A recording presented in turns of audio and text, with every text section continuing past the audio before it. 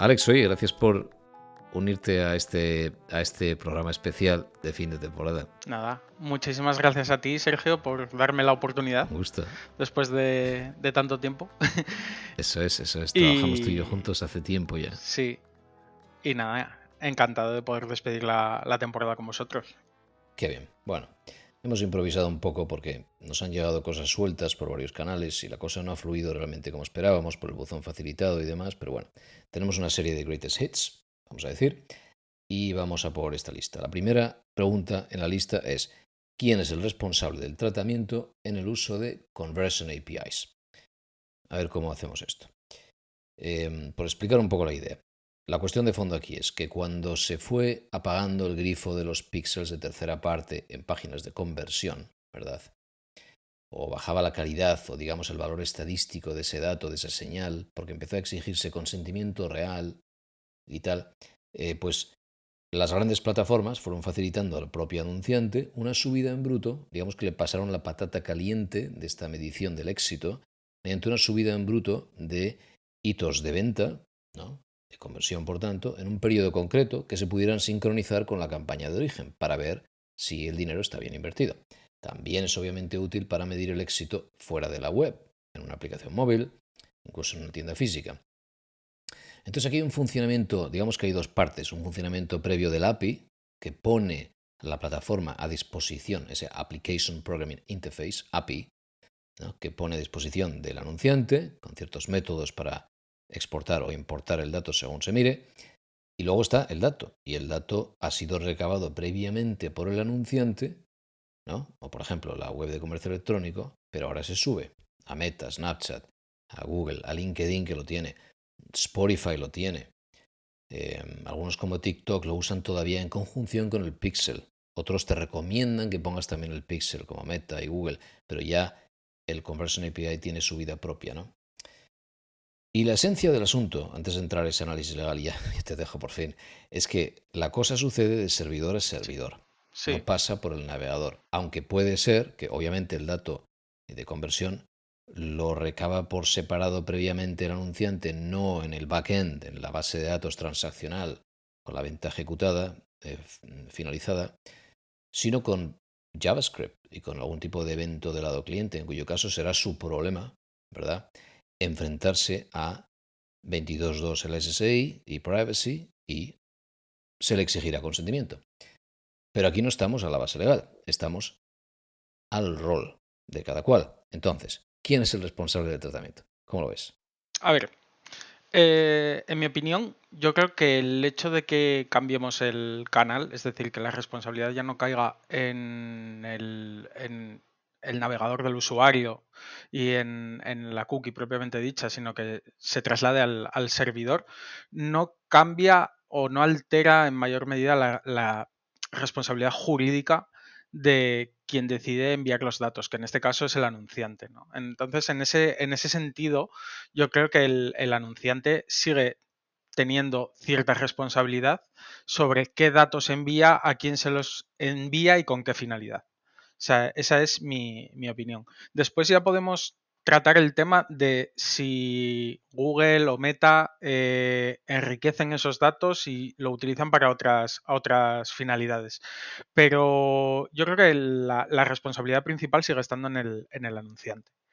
Luego, dependiendo de del tipo de relación que exista entre el anunciante y Meta o Google, por ejemplo, se puede hablar de corresponsabilidad en determinados casos o incluso en algunos casos, creo recordar que en el caso de Google, responsabilidad independiente también por esa parte. Tal cual has dicho, el responsable pinta que claramente es el anunciante, que lo sube, no puedes quedarte ahí de, al final, ¿quién determina, ¿no?, los propósitos y los medios, ¿no? Pues al final es el anunciante. Es verdad que, justo como has dicho, en cuanto vas a la plataforma, de forma conjunta con el anunciante, según el EDPB, cuando sacó las directrices aquellas, que llevan el título de directrices con el 2020 en el título, pero son del 2021, las de campañas en medios sociales del Comité Europeo de Protección de Datos, y ahí sí que decía, vale, tú, sobre todo se referían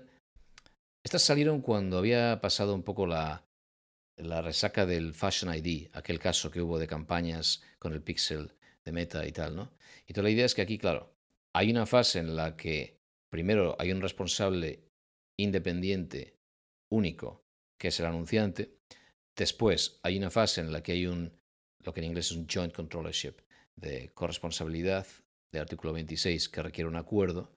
Y luego finalmente, pues eso, termina la campaña, te vas como anunciante y el dato se ha quedado en un Meta y en un TikTok y en un Google, con lo cual a partir de ahí el responsable independiente pasa a ser el que antes fue corresponsable, que ahora vuela solo y libre con esos datos. Y eso está en esas directrices y es verdad que tardó en aparecer estos acuerdos de joint controllership. Yo me preguntaba cómo es posible que la gente o que Meta se digne, por ponerlo así, ¿no? A sentarse con el anunciante uno a uno. Pero luego me contó ya un día, de hecho, o aquí incluso en el aire grabado quedó, creo, Jorge García Herrero, que ha estado aquí muchas veces, o bastantes veces, que efectivamente ya aparecía el acuerdo de joint controllership ya por defecto cuando hacías esa campaña, ya lo estabas aceptando por algún lado. Y yo esto me lo había perdido. Entonces, total, de acuerdo con lo que has dicho. Forma larga de decir, vale, perfecto, estamos en la misma página. Bien. Otra pregunta, venga. Bien, pues tenemos otra pregunta acerca de cómo se regula la integración de datos de A/B testing, como por ejemplo Adobe Target con CDPs o productos similares en MarTech tipo Hightail. Vale, y aquí esta es muy compleja, porque la verdad es que, claro, Customer Data Platforms se han ido diluyendo. De hecho, High Touch, tuvimos al CEO aquí en el podcast. Se llama Tejas, en español Texas, Manohar. Y, y hablando de esta idea de que el CDP, el Customer Data Platform, que permite agregar datos estructurados, desestructurados, por ejemplo, CRM con su estructura y datos de señales online como pings, como signals, como señales de estas de web, en un mismo repositorio, alrededor de esta idea de identidad digital para poder después dispararlo, lanzarlo al mercado publicitario, a personalización o lo que sea. Claro, esto se estaba desmembrando, digamos, y en vez de ser un sitio cerrado y autocontenido, por explicar por dar un preámbulo técnico, se estaba montando esta idea del Composable CDP. Y entonces ahora lo que pasa es que esto lo que abre las puertas a que venga el dato de múltiples sitios para crear tu estructura, ¿no? Construir tu Lego de gestión del dato de cliente alrededor de identidad. Entonces aquí ¿cómo se integra? Pues tú tienes el dato de A/B testing y la clave es ir a los principios básicos. Tal y como yo lo veo, al final, ¿qué dato estás integrando? Si es dato de A/B testing, granular, donde tienes una cookie vinculada a quién fue por un camino A contra quién fue por un camino B, ¿no? Por ir así a lo más básico. Y por tanto, a qué personas les gustó más o convirtieron mejor o parece que fluyó mejor el tráfico para este tipo de gente con ciertas versiones del contenido, y ese parámetro, que es el contenido que les hizo opt-in, el contenido que les gustó, se pasa entonces a la plataforma que tiene el perfilado completo de esa audiencia. Claro, si el dato de origen es muy agregado, a lo mejor consigues librarla, ¿no? Y decir, oye, lo que tengo realmente es una propiedad de audiencia a gran escala, a nivel estadístico, y sin más lo tiro como un enriquecimiento a granel que no podría ni siquiera cualificar como dato personal. Como normalmente no va a ser el caso y estaremos en dato pseudonimizado, ¿verdad? Pues entonces tratarías dato personal y la cuestión sería primero, ¿vale? ¿Cuál es el propósito? O sea, ¿para qué lo haces? ¿Por qué estás haciéndolo? Lo hago porque lo que me gustaría es tener un perfilado mejor de la audiencia para que después cuando lanzo ese grupo, por ejemplo, a un Conversion API, por conectarlo con la pregunta anterior, o lo lanzo contra una definición de campañas o de lookalikes, por ejemplo, de audiencias similares, entonces está enriquecido porque ahora cuento con el dato de comportamiento frente a un test de prueba de cómo la gente navega cuando se les presenta diferentes alternativas de contenido, de colores, etc. Si este es el propósito, te falta la base legal.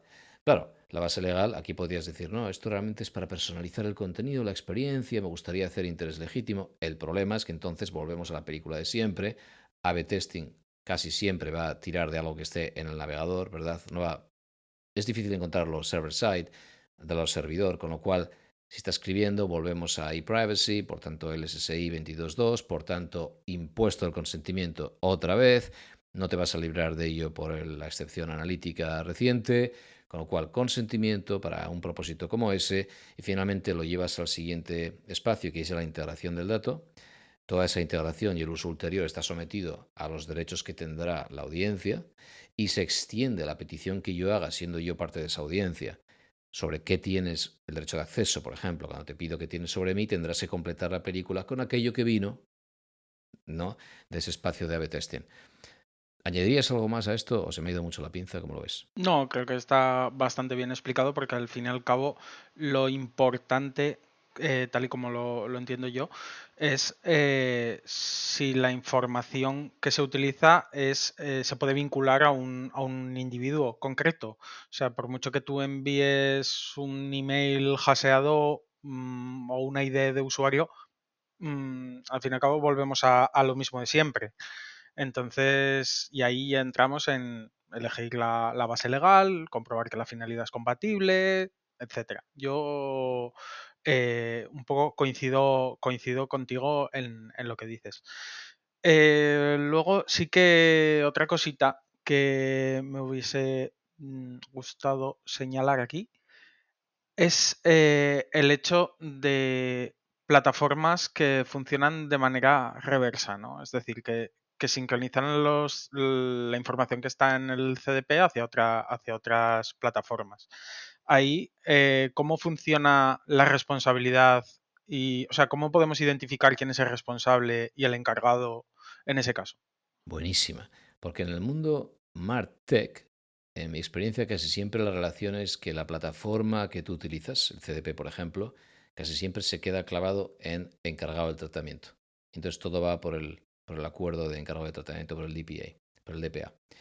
Entonces ya está, ¿no? La plataforma lo hace, tú sigues dictando dónde te vas a llevar el dato a continuación. Por tanto, por ejemplo, si me lo llevo para personalizar el contenido de una web de comercio electrónico y el repositorio permite que esa personalización sea más precisa, ¿verdad? Porque tengo más señales acerca de, por ejemplo, qué tipo de grupo sociodemográfico podría ser donde está este individuo, pues todo queda en mi espacio, porque se lo mando a mi plataforma web o de comercio electrónico o a mi chatbot o lo que sea. Sin embargo, cuando estás en el mundo de AdTech, hay mucho más relación en cadena de responsables independientes, con lo cual el típico caso escenario que te venden no solo High Touch, sino todos los CDPs anteriores, los Action IQ, toda esta gente que les compraron hace poco a casi a los más conocidos, es la idea de que el dato del CDP te lo llevas a esa activación en el mercado publicitario, que significa que te lo vas a llevar una vez traducido a identificadores o a esa addressability, como lo llaman, y aquí los anglicismos ya son imparables, esto ya se desata, ¿no? Pero es lo que hay. Entonces, si te lo llevas al mundo de AdTech, a activación al mercado publicitario, ahí sí que ya se te escapa un poco de las manos, porque pasa a un responsable independiente. Tu responsabilidad termina en ese punto porque has dejado de determinar los propósitos y los medios, y en ese momento lo agarra la plataforma, por ejemplo, de puja publicitaria, cualquiera que sea un entorno de agregación de demanda y oferta, y entonces tú ya has cumplido tu función, tú como anunciante lo has lanzado ahí fuera, tu propósito quedó claro, pero ahora es otra parte, otra empresa la que determina lo que sucede. Con lo cual, respuesta súper larga, es que hay una parte en la que ya no tienes ese control porque no lo determinas tú. Entonces lo mandas y entonces hay otra responsabilidad interesante, que es la de qué le dices tú a la gente, ¿verdad? Porque yo te he pedido tu dato y hasta ahora todo está bajo mi control y ahora se lo estoy cediendo a una plataforma publicitaria y a lo mejor tú me diste consentimiento para personalizar el contenido, no para buscarte en Disney, Claro. ¿verdad? O en Netflix o en Amazon Prime. Por tanto, ahí sí que esa legitimación, digamos que esa base legal original tiene que cubrir todo el propósito. Todos los propósitos tendrían que estar cubiertos por bases legales o por base legal. Y ahí sí que entiendo que la clave es, primero, transparencia que cubra todo el viaje y segundo, si hace falta consentimiento, que el consentimiento realmente abarque todo el viaje. Pero tengo mis dudas también acerca de la validez de ese consentimiento y por eso ha habido tantas polémicas, por supuesto, con el TCF, ¿no? Esto no es casualidad, ¿no? De la IAB, ¿no? Porque al final son muchas partes, es muy complejo la secuencia de propósitos y de actores que aparecen y entonces ahí es donde viene el debate de ¿cómo te puedes amparar en consentimiento con ese mero check que hubo al principio, condicionado por la interfaz y el flujo natural de ese tipo de activo digital, de un medio digital, por ejemplo, cuando realmente yo no podré nunca asumir que te lo vas a llevar de paseo con 800 partners en no sé cuántas plataformas? Pero bueno, aquí estoy mezclando cosas yo mismo ya, así que me callo. ¿Qué añadirías tú a eso? No, un poco en la misma línea, ¿no? Yo creo que ahí se complica un poco toda la cadena. Ya entramos en verificar si todos los requisitos, estamos cumpliendo con todos los requisitos. También el principio de transparencia con el usuario, como bien comentabas, ¿no? Se tiene que entender por parte del usuario el comportamiento inicial de lo que está, bueno, de lo que está consintiendo y después en qué va a derivar eso. Y llega un momento en el que, en mi opinión, se escapa del control ya no solo del propio usuario, sino también del propio anunciante que está haciendo uso de esa Ahí información. está, ahí está. Y ahí volvemos al debate que hemos tenido hace poco con tanta gente, ¿no? Y justo yo le decía a Henry Velázquez hace poco, hablando de Direct Clean Rooms, ¿no? Que bueno, está en un mundo paralelo a esto que estamos diciendo, que al final, claro, a mí lo que me parecería ideal sería no depender de consentimiento en situaciones tan complejas. Sí que me encantaría que pudiera aprovecharse el interés legítimo, pero en este caso, obviamente, Claro. tendría que haber muchas más medidas de pseudonimización o incluso poder trabajar lo que siempre termino diciendo, más agregados, y que del principio a fin se pudiera trabajar con grandes grupos menos arriesgados, no individuos, y entonces ya no hay tanto riesgo de que, pues eso, el consentimiento no sea válido porque no es proporcionado, aunque lo de proporcionado también me lo invento en este contexto. Vale, bueno, nada, paso de página, Alex, porque se nos va. Entonces, siguiente tema que tenemos en la lista es esta. A ver, ¿qué tipo de cookies se quedan libres de consentimiento, por tanto no exigen consentimiento después de las últimas directrices de la ICO británica? Si queremos buscar un mínimo común denominador con España, que ya las tiene desde el año pasado, y Francia, que ya las tiene realmente desde 2013. ¿Cómo lo ves? Bien, pues justamente esta semana hemos tenido la noticia de que la ICO ha abierto un periodo de consulta pública para este tema y se extenderá en principio hasta septiembre, ¿no? Un poco la idea o el escenario que nos vamos a encontrar cuando todo esto avance un poco es una alineación entre la normativa que se aplica en España y bueno, la normativa no.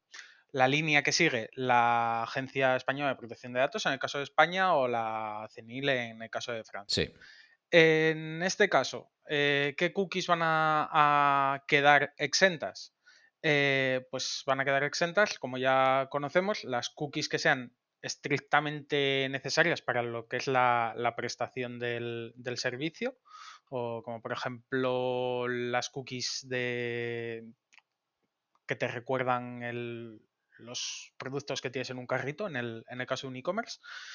Y por otra parte, las cookies de seguridad y autenticación, como por ejemplo las cookies de login. Y también las cookies de analítica, pero con ciertos matices. Es decir, aquí se tienen que cumplir varias condiciones, ¿no? En primer lugar, el consentimiento informado al usuario del uso. Por otra o sea, la parte, información, dices, no el consentimiento, pero entonces sí, ya, sí, bueno, se tiene que informar correctamente al usuario. Sí. Por otra parte, tienen que ser first party. No se pueden compartir con terceros. Y por otra parte, también se tienen que utilizar para medir solo lo que es la audiencia interna, no para con fines publicitarios. perfecto, perfecto. Entonces, en ese sentido, yo creo que vamos a lograr una armonización entre las tres agencias. Habrá que ver luego a la práctica cómo aplica. Me alegra mucho, porque la ICO realmente empezó esta idea. Cuando empezó esto de consentimiento, las Pecker, que son como el e-privacy allí, ellos ya fueron los primeros que dijeron, a ver, si son analíticas, es muy raro que vayamos a perseguirlo, solo para analítica. Es verdad que analítica se ha fusionado con campañas, porque ya empezó a utilizarse el dato de Google Analytics, se integraba ya con Google Ads y ya la cosa se ponía muy turbia. Entonces dijeron, vale, no, ahora por fin, como ha hecho la CNIL primero, si tú solo mides un contador, que mides qué páginas son las más populares, que mides que lo que quieres es optimizar la página para no dar la paliza a la gente, qué contenido funciona porque tiene más audiencia y por tanto invierto en ese tipo de contenido, que son cosas muy legítimas. Y España lo aceptó ya. España dio una lista, además, la agencia española, de qué tipo de tablas, por ejemplo, puedes consultar en los reportes, en los informes que escupe una plataforma así. Mucha gente se ha subido al carro con la idea de esto de consentless analytics sin realmente cubrir o cumplir con la lista de condiciones que daba España o Francia, que la CNIL hacía, por ejemplo, lo mismo. Por ejemplo, una condición que imponían era que la cookie viviera un máximo de 13 meses. Expirará en 13 meses para que el histórico que atas a todo lo que ha visto un visitante, ¿no? Por lo tanto, un navegador atado, gracias a esa cookie, ¿no? A todo lo que ha navegado, a todo lo que ha visto, fuera 13 meses de vida. Y eso se hizo también en España copiando o siguiendo lo que había hecho Francia. Y no sé cómo lo ha dejado Inglaterra, pero bueno, sí que parece que ya por fin tuvimos aquí en el programa a Silmetrics, a Rafa Jiménez de Silmetrics. Y justamente ellos hacen esto exactamente, que es medición sin consentimiento, porque se paran en el límite de lo que te deja hacer la agencia. Si luego quieres ir más allá y guardar eventos y guardar cosas que claramente requieren consentimiento, te dejan hacerlo, pero entonces es tu problema pedir consentimiento. Te vas a la siguiente dimensión y ya estás en la misma pelea que con un Google Analytics o con un Piwik o con lo que tú quieras. Pero que si quieres tener un contador y no dar la brasa a la gente con el faldón y con la molestia, ya puedes tener Analytics y eso es una súper noticia. Lo digo siempre, estoy todo el día diciéndolo, pero me alegra que ahora se pueda hacer también en Inglaterra. Ya cubres Inglaterra, Francia, España, da un argumento muy sólido para no andar con consentimientos y no vas a andar haciendo campañas con dato granular. Si es que te lo puedes permitir, claro. Vale. Entonces, bueno, siguiente tema que había aquí en la lista. La República Checa parece que ha prohibido, esto no he leído nada, pero parece que ha prohibido el uso de DeepSeek en la administración pública y que alega riesgos para la seguridad nacional y también problemas de protección de datos. Y aquí la cuestión es, ¿esto a dónde va a llevar? ¿Significa que se acaba DeepSeek? ¿Cómo lo ves? Pues en este caso, yo me recuerda un poco a lo mismo que sucedió hace unos años, incluso hace unos meses, con todo el tema de WorldCoin, el baneo a TikTok. Yo creo que es un claro, se puede encontrar un paralelismo claro de sobreprotección por parte de Europa hacia esta tecnología y igual que se actuó de aquella manera, por ejemplo, en el caso de Italia, baneando TikTok durante unos meses o prohibiendo también aquí en España el recopilado de datos para, bueno, para el tema de las cripto de WorldCoin, yo creo que se está siguiendo un poco la misma tónica, ¿no? De vamos a poner la venda antes de la herida porque, bueno, si tiene base suficiente, porque al fin y al cabo no... o sea, yo creo que no existen actualmente motivos para sospechar de si DeepSeek es peligroso o no, como sí que podíamos encontrar motivos en el caso de los menores, en el caso de TikTok, o con el tema de los datos biométricos en el caso de WorldCoin. Mm, a mí no se me ocurre que pueda llegar a ser peligroso como tal el uso de DeepSeek. Lo que sí que entiendo, y entiendo por qué viene todo esto, es cómo funciona el sesgo que puede tener la herramienta gracias a cómo ha sido entrenada, ¿no? Y sobre todo el tema de la censura. Al fin y al cabo estamos yendo a un tema político. Eh, yo lo entiendo así. Creo que es una situación muy similar y que vamos a ir por el mismo camino. Vale. Bueno, aquí mi duda siempre es este riesgo cuando leo, ¿no? El riesgo de mandar el dato a China. Claro, si usas el servidor de DeepSeek porque no te has traído el modelo a tu casa, obviamente hay un riesgo. Pero, y censura, que el gobierno chino pida lo que se ha enviado para inferencia, imagínate. Vale, pero ¿por qué tiene que ser así? Si tú puedes montarte DeepSeek, hay un montón de gente, incluso Perplexity te ofrece, o te ofrecía hasta hace poco DeepSeek, si tú lo escoges como opción. Y si DeepSeek está alojado localmente, incluso localmente en tu pequeño frigorífico del despacho, por ponerlo así, puedes tenerlo ahí, en tus GPUs. Entonces, ¿por qué este riesgo? La mitad de esos riesgos yo creo que desaparecen. Pero igual se me escapa algo. Entonces entiendo que si la gente está usando DeepSeek a lo bestia, como cuando empezó en Italia, ¿verdad? Que Galante decía, oye, parad. Vale, porque la gente se está conectando a un servidor en China, mandándolo todo, no tenían nada pensado para el GDPR. A lo mejor se pasaron de generosos, porque eso tiene un coste para ellos bestial, todas estas llamadas. Mejor darles el Claro, modelo, que la gente gaste sus GPUs, que la gente gaste sus frigoríficos y su energía y todo lo que, y todo lo que quieran, y efectivamente. entonces se acaba el riesgo, ¿no? Y te Efectivamente. ahorras dinero. Entiendo que querían hacerlo más popular y dar el golpe encima de la mesa, y aquí está China y tal, ¿no? Pero bueno, eso se me escapa, tengo que entender un poco más, ¿eh?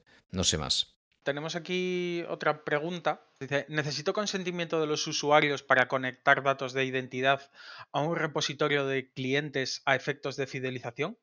Queremos subirlos a una nube que nos permita personalizar contenidos. Bueno, aquí el tema es que tenemos un dato ya en una base de datos, en un repositorio que ya existe de clientes. Esos datos estaban recabados con un propósito. Había una base legal para ese propósito, que es mantener a la gente pues contenta como clientes, darles descuentos y demás.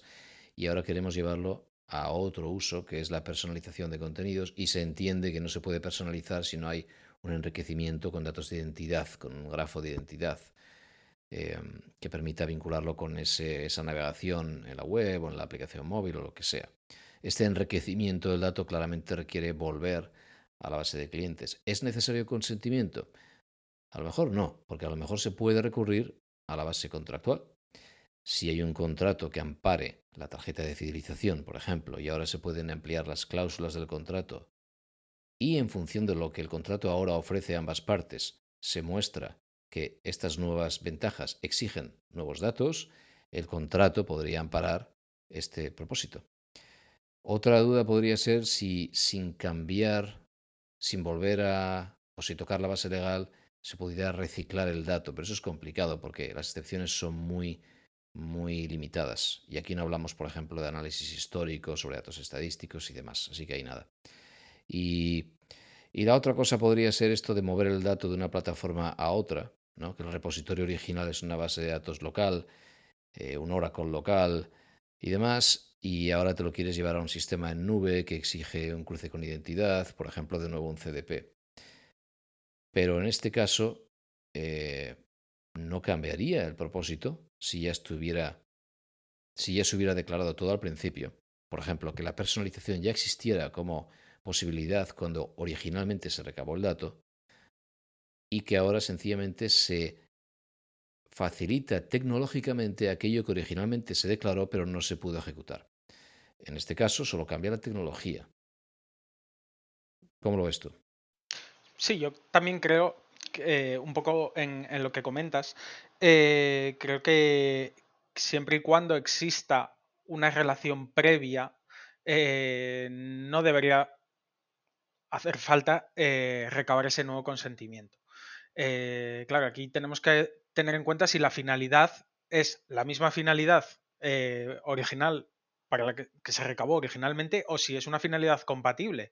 Si es una finalidad distinta, en ese caso ya estaríamos incumpliendo y nos estaríamos saliendo. Después, otro tema. Hablas del tema de la tecnología. Claro, si tú tienes tu propio ecosistema, volviendo al ejemplo de la base de datos de Oracle que comentabas antes, si tienes tu propio ecosistema y el dato nunca sale de ahí, bueno, puede valer. En cambio, si aunque yo tenga un sistema análogo, pero ya entra un tercero en la ecuación al que voy a ceder ese dato, eh, mm, ahí estaríamos hablando de un nuevo riesgo. Exacto, justo. En Oracle, en tu casa, en premisas, no hay un acuerdo de encargo porque no hay un tercero, porque te lo has quedado, has comprado la base de datos, tienes la licencia y está. Hay una relación de propiedad intelectual. En el caso de Software as a Service, hay una relación de servicios en nube, por tanto, exactamente, justo, necesitas el DPA. Y si ahora Snowflake solo guarda el dato, bueno, no es el caso, estoy casi seguro, pero solo guardará el dato en Estados Unidos. Otro problema adicional. Te falla el plan A de tener adecuación porque no la hay, o porque no estén en el Data Privacy Framework. Te falla la parte de medidas adicionales porque no puedas tener SCCs válidas. Y a lo mejor solo te queda hacer el one-off de poder contar con el consentimiento, y eso no se puede hacer de forma sistemática, sería una cosa puntual y aquí probablemente no valdría. Entonces te metes en otro lío, pero eso ya es la discusión de transferencia internacional de datos. Sí. Claro. Justamente. Muy bien. Alex, nos hemos entretenido aquí con este paseíto por estas Sí, preguntas. sí, ha sido un buen repaso. Yo Muy creo que bien. hemos tocado bastantes temas y sobre todo temas muy interesantes y que, como bien comentabas al principio, que se suelen repetir, ¿no? Siempre volvemos un poco a lo mismo. Igual, si el hecho de que se repita este tema frecuentemente, igual nos indica que a lo mejor no está del todo claro y que a lo mejor se debería hacer un pelín más de esfuerzos por regularlo y por aclararlo, ¿no? Por facilitar un poco las cosas, Sí, yo también es creo. verdad. Bueno, a lo mejor no lo hemos explicado bien. Alex, muchas gracias otra vez. Muchísimas gracias a ti, Sergio.